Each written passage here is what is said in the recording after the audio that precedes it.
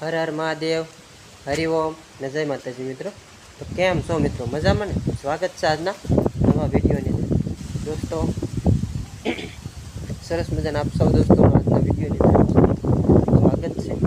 અને આપણે જો ભાગી ગયા છે બપોરના 2 સવારમાં છે ને વિડીયો શૂટ કેમ નહોતો કર્યો એનું મેન કારણ એ હતું કે આપણને છે આંખે થોડુંક મધ જેવું કવડી ગયું હતું અહીંયા. એટલે મધ કવડ્યું એટલે આપણે સવારમાં મોઢું પહોંચી ગયું એટલે આપણે કીધું આજ સવારમાં બ્લોગ શૂટ કરવું નથી, કારણ કે પછી બરાબર બોલાય નહીં અને બરાબર ફેસ રિવીઝ થાય ને એટલે આપણને મજા ન આવે. એટલા માટે આઈસમાં ડેન્જરી થઈ ગઈ હતી એટલે એના માટે આપણે તે શૂટ કર્યો નહોતો. અને આપણે જો અહીંયા બધા ખેતીના ઓજાર મસ્તીના મૂકી દીધા છે.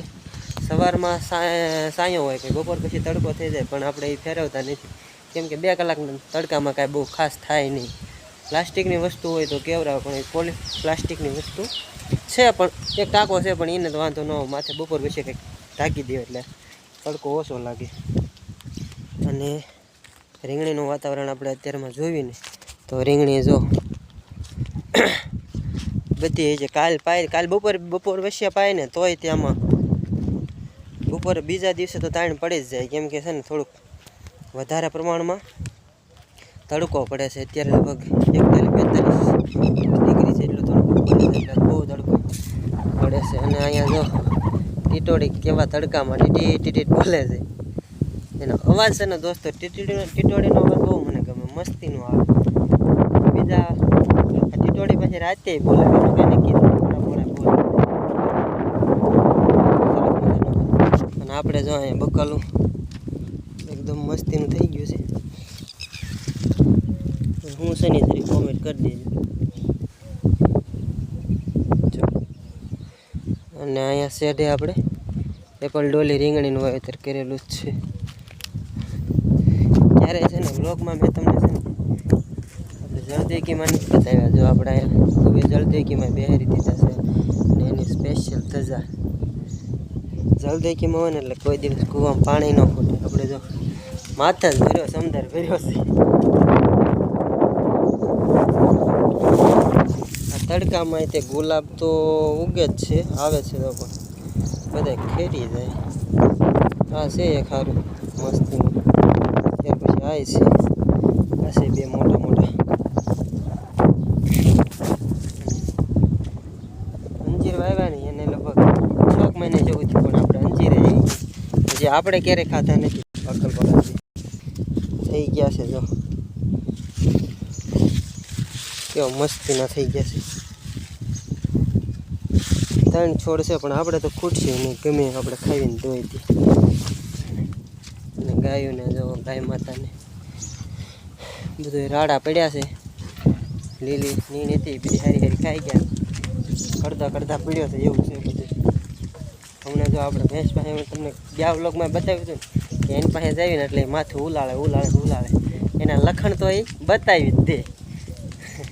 હવે જોજો વિડીયોમાં ઉલાળે જ તેમાં કાંઈ ન ઘટે.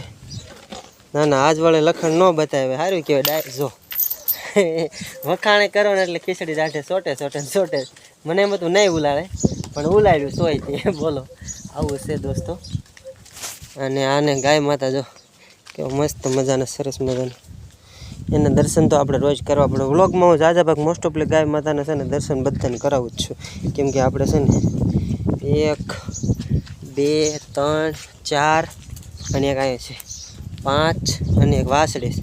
ટોટલ 6 ગાય છે આપણે. અને 4-5 જેવી ભેંસ્યું અને 2 હાવલ છે બળદ જો એવું બધું છે. અને આપણે જો આ બધો વધારાનો વેસ્ટ માલ છે એ બધો આપણે અહીંયા રાખી દીધો છે. તો દોસ્તો આજનું વ્લોગની અંદર આટલું બધું. વિડીયો સારો લાગે તો વિડીયોને લાઈક કરી દેવાનો. અને જો કોઈ દી શાંતિ હોય જ નહીં, હોય શાંતિ કોઈ દી ન હોય એને શાંતિ, કેમ કે છે ને આપણે જો આ ગાય માતાને હાવ શાંતિ બેઠા રહે એની રાત આરામથી.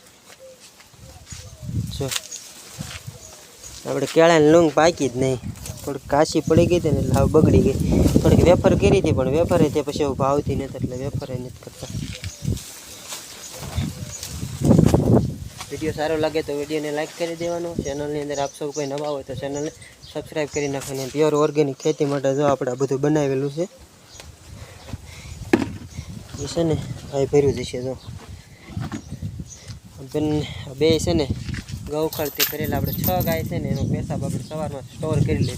પછી 2-3 દિવસ કે 8 દિવસ કે 10 મહિના પછી એને સ્પ્રેથી આપણે પંપની અંદર વાડીમાં છંટકાવ કરવી છે. કોઈને આપણે કહેતા નથી પણ હું વ્લોગમાં બતાવું છું. કેમ કે છે ને આપણે મોટું મશીન છે. હવે એમાં દવા નાખવા જાવી ને તો બહુ ઝાઝી દવા હોય જાય. એટલે આપણે દવા છે ને ઓછા પ્રમાણમાં નાખવી અને વધારે પ્રમાણમાં ગૌમૂત્રનો સ્પ્રે કરતા હોય છે. અને આપણે દીપાલીબેનની ગાડી તો આજ લે આજ તો તડકે છે. લા